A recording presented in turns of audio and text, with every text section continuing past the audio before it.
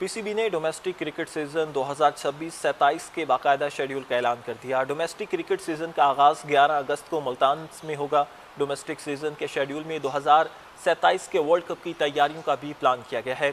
Domestic season के शुरू में national champions cup, list A और डिपार्टमेंटल वनडे कप मुनाकिद होंगे। रेड बॉल टूर्नामेंट्स में कायद-ए-आज़म ट्रॉफी गोल्ड और सिल्वर, जबकि प्रेसिडेंट ट्रॉफी ग्रेड 1 और ग्रेड 2 गोल्ड और सिल्वर होंगे। President trophy grade 1 first class और ग्रेड 2 गोल्ड और सिल्वर तीनों 12 सितंबर को शुरू होंगे। कायद-ए-आज़म ट्रॉफी गोल्ड और सिल्वर दोनों 1 नवंबर को शुरू होंगे। कायद-ए-आज़म ट्रॉफी गोल्ड में 8 जबकि सिल्वर में 12 टीमें शिरकत करेंगी। कायद-ए-आज़म ट्रॉफी की दोनों डिवीजन्स फर्स्ट क्लास होंगी। एक टीम की रेगुलेशन प्रमोशन होगी। पीसीबी ने 16 रीजन्स की 18 टीमों की तादाद को बढ़ाकर 20 कर दिया है। सियालकोट रीजन और पेशावर रीजन की लाहौर में और कराची की तरह 2-2 रीजनल टीमें होंगी। नेशनल T20 कप, सिल्वर और गोल्ड के दोनों टूर्नामेंट्स 5 फरवरी से 6 मार्च तक लाहौर में होंगे। पीसीबी अंडर 19 क्रिकेटर्स के लिए 3 रोज़ा मैचों का टूर्नामेंट भी करवाएंगे।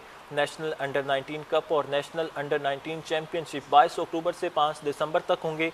नेशनल अंडर 15 वनडे कप अक्टूबर और नवंबर, जबकि अंडर 17 टू-डे टूर्नामेंट नवंबर और दिसंबर में होंगे। District challenge leagues, inter district under 19 और अंडर डिस्ट्रिक्ट सेंटर अपने मामूल के मुताबिक होंगे।